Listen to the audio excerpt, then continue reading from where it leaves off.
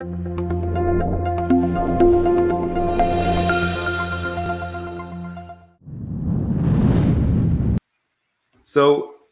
is there ever a situation or an instance where we don't close or where we're not able to close? So this is very rare, but there are situations when this does occur.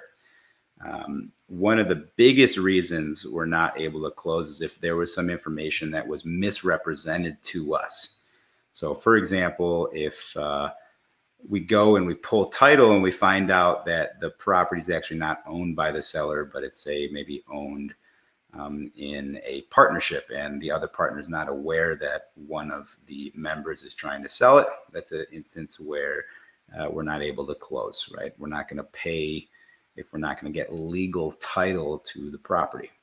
So title issues is number one. That's where we're usually not able to close. And this can be anything. This can be maybe there's a ton of encumbrances on it. Maybe there's IRS liens and there's 3 mortgages and a bankruptcy judgment, and all of that is worth more than what we're willing to pay for the property, but the seller's unwilling to do a short sale to sell the property and wipe out those liens. Another situation is when the actual information about the property is misrepresented or not accurate. So, for example, say someone tells us that the property was a legal 4-unit building, and when we go and pull the zoning on the property, the municipality comes back and says, no, this is a 2-unit property, and if you buy this property, you're going to have to down convert this back into a 2-unit property. Well, now the after repaired value on that we were using as our underwriting is now inaccurate, and we're probably not going to be able to sell it for as much of a price as we thought. So this will either come to a renegotiation or we'll just walk away from the contract.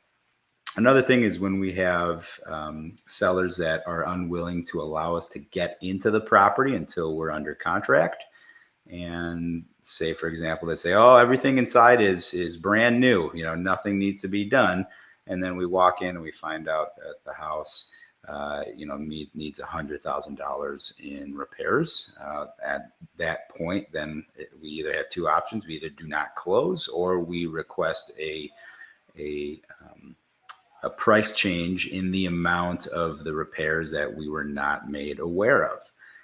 So these are some typical situations where we're unable to close. Another issue is when the seller's attorney, for whatever reason, does not want the property to close.